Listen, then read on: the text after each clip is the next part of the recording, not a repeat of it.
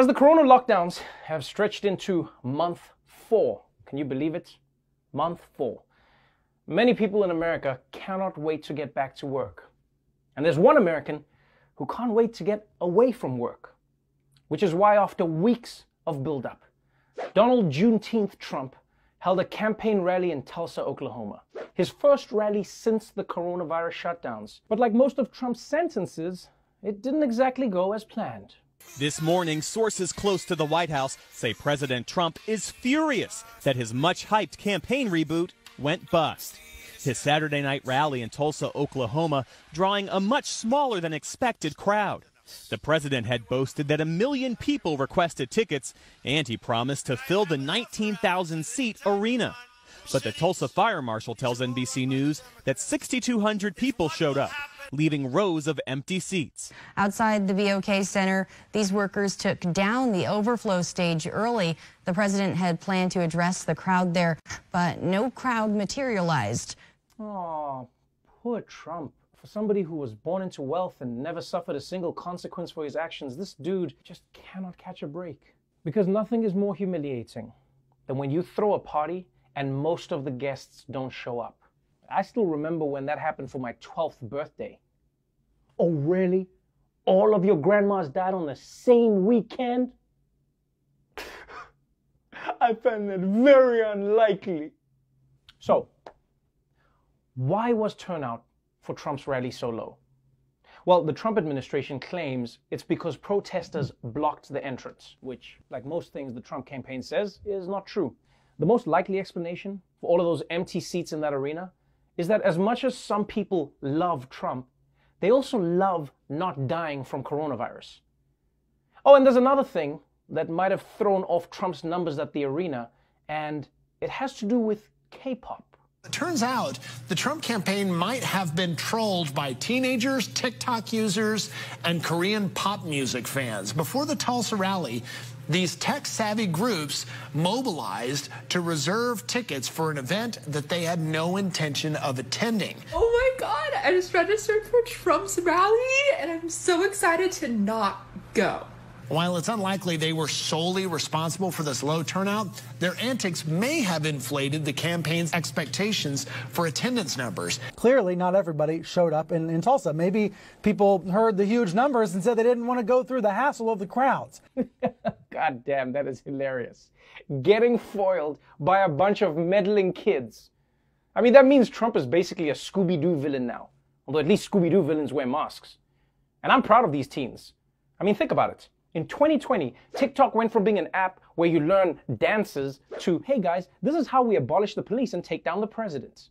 Now, Trump was reportedly really unhappy when he looked out and saw the empty seats. But you know what?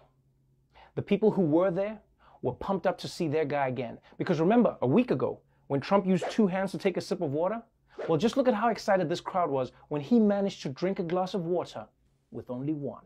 They said, you couldn't lift your hand up to your mouth with water. I was speaking for a long time. I didn't want to drink it, but I wanted to wet my lips a little bit. So we have a little glass of water. Where the hell did this water come from?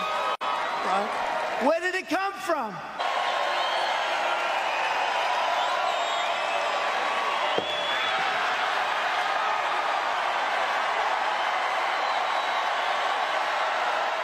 Yeah! Woo! I'm proud to live in a country where the president can drink water with just 1 hand sometimes. It feels like the longer the Trump presidency goes, the more confusing it's going to be for kids studying American history in the future. So Lincoln was hailed for freeing the slaves, and Kennedy was lauded for putting a man on the moon, and Trump got cheers for drinking water? Did they mean inventing water? Is this textbook right? Now, there is a lot going on in the country that President Trump could have talked about at his rally.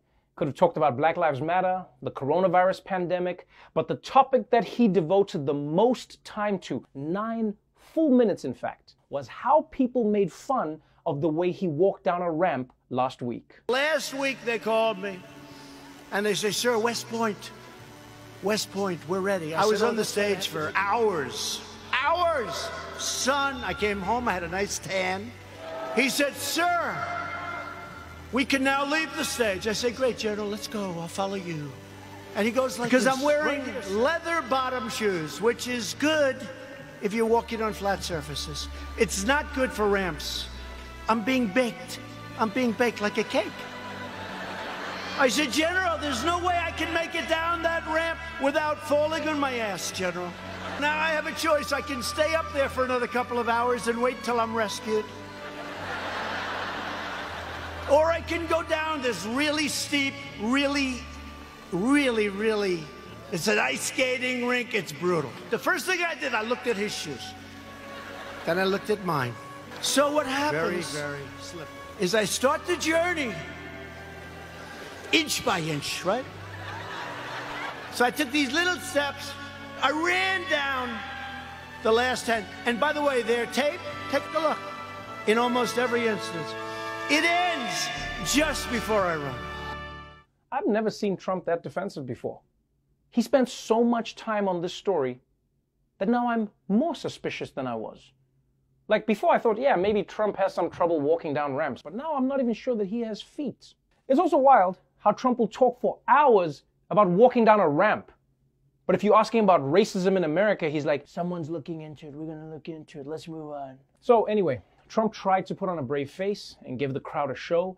He told crazy stories, he called COVID-19 the Kung Flu, and one of the craziest parts of the rally is that he even admitted that he's told his people to slow down coronavirus testing so that the numbers wouldn't look as bad, which is something we used to have to assume he was doing, and now he's just telling us.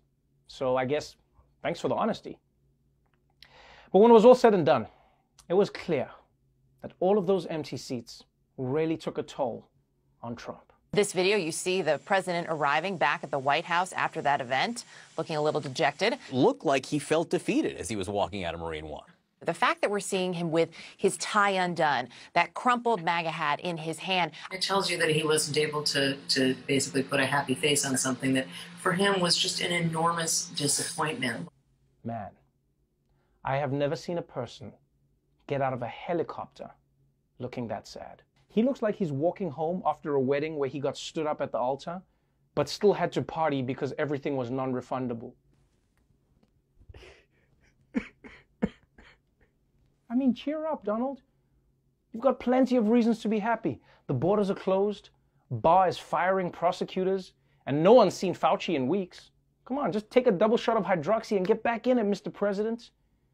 Because honestly, it's weird to see Trump display emotion. It's actually uncomfortable. You know, it's like watching Mr. Potato Head get a boner. I don't know how to feel. But I think this experience was the first time Trump actually felt the full weight and severity of the coronavirus pandemic. And what finally got to him wasn't the 122,000 lives lost in America, but instead the 12,800 empty seats in an arena.